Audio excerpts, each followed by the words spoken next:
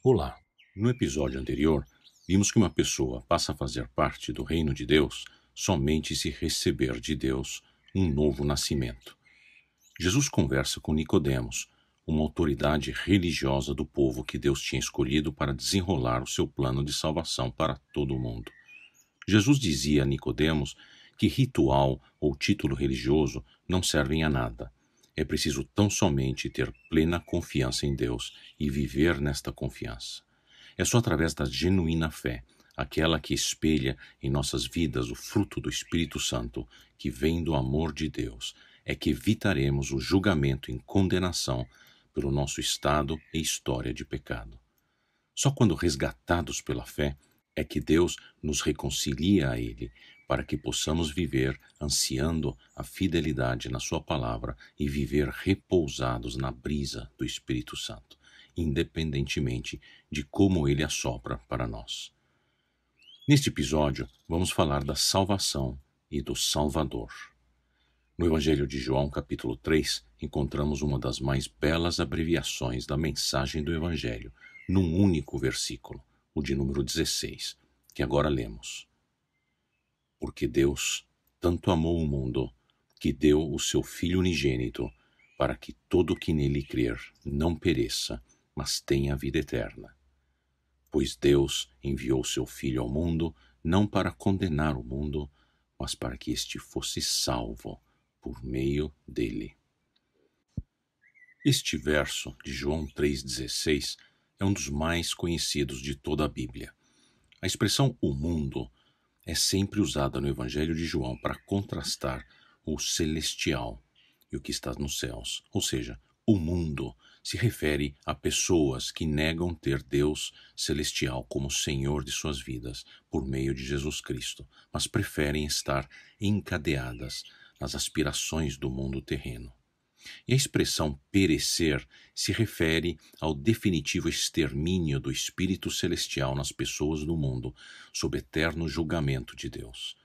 Para os que recusam reconhecer Deus como Rei na pessoa de Cristo, o julgamento final será seguido de perecimento no inferno, que é o destino pela rebeldia em aceitar e seguir o Senhor Criador do universo. Esses dois versículos estão, na verdade, frisando, primeiro, que Deus tanto amou o mundo, ou seja, Ele nos ama.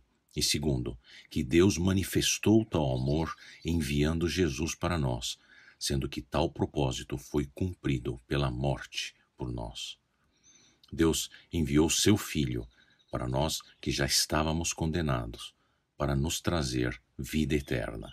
Em outras palavras, Jesus Cristo veio para salvar. Já falamos nos episódios anteriores quem era Jesus, a palavra através da qual o mundo foi criado e é sustentado, que é Deus, na pessoa do Filho do Deus Pai, que assim o declarou no momento do batismo de iniciação do ministério de Jesus, quando a voz do Pai se manifestou junto com a terceira pessoa da Trindade do único e verdadeiro Deus, que é o Espírito Santo, que desceu na forma de pomba sobre Jesus naquele mesmo momento do batismo e que habita em todos os que creem em Deus por meio de Cristo. Ou seja, Jesus é o próprio Deus que criou e reina no universo. Ele é a expressão de uma de três pessoas pela qual Deus se apresenta a nós. Ele é o Salvador. Agora vamos entender um pouco mais sobre a salvação em si. Salvar quem e do quê? Veja o que diz os versos seguintes. Quem nele crê não é condenado, mas quem não crê já está condenado, por não crer no nome do Filho unigênito de Deus. Este é o julgamento. A luz veio ao mundo, mas os homens amaram as trevas e não a luz, porque as suas obras eram más. Qual é o nosso status diante de Deus? A Bíblia é extremamente clara. Já nascemos condenados. E neste estado de condenação permanecemos se não abraçarmos a fé reconciliadora em Cristo Jesus. Condenado é mesmo um termo forte, um termo jurídico que significa sentenciado, culpado da acusação. A acusação é a de rebelião contra Deus, para seguir cada um a si mesmo ou qualquer outra coisa que não seja o Deus Criador dos céus e da terra, por quem fomos criados para viver para a sua glória. A sentença é a de morte no fogo e sofrimento eterno do inferno que a Bíblia explica, por exemplo, em Mateus capítulo 10, versículos 28, ou ainda Mateus capítulo 25, versos 46, ou no livro de Apocalipse, capítulo 21, verso 8. Jesus veio para nos salvar desta sentença. Ele morreu por nós, assumindo ele por nós toda a punição, o que fora simbolizado pelas ofertas sacrificiais do templo do Antigo Testamento. Mas Jesus tornou-se o pagamento de infinito valor que só o Filho de Deus poderia propiciar para nos resgatar do nosso estado de pecado. Se você escolhe rejeitar Jesus, você está escolhendo permanecer nas trevas e continuar no escuro estado de condenação, ao invés de abraçar a resplendente luz de Deus e vida eterna nele. No final, o chamado de Deus envolve a tua decisão. Não acredite na mentira do mundo e do diabo, que são muitos os caminhos que levam a uma boa vida. O caminho é um só, é Jesus Cristo. Veja o que o próprio Evangelho de João diz no capítulo 14, verso 16. Eu sou o caminho, a verdade e a vida. Ninguém vem ao Pai, senão por mim. Palavras de Jesus.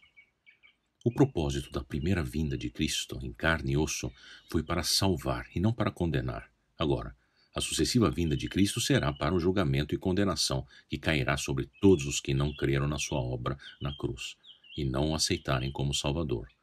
Perecerão de vez após esta vida todas aquelas pessoas que obstinadamente recusarem esta mensagem do Evangelho de Cristo, e aquelas pessoas que preguiçosamente viverem até o final na ilusão de uma filosofia, religião ou tradição, até mesmo daquelas que se dizem cristãs, que não seja fiel à palavra de Deus. Portanto, se atentem ao que diz a Sacra Escritura, a Bíblia, e não ao que dizem organizações e mídias humanos e pessoas que se consideram autoridades religiosas, pois sem confiar exclusivamente em Jesus, nós pereceremos. É só confiando e só em Jesus é que nós temos vida eterna. Foi para isso que Deus enviou seu Filho unigênito, ou congênito univocamente, no máximo exemplo de humildade e de amor, ao qual somos chamados a seguir. Jesus morreu para salvar todos que o aceitarem como Salvador e o seguirem como Senhor. Aquebrante-se diante dele e louvemos ao Senhor juntos. Deus te abençoe.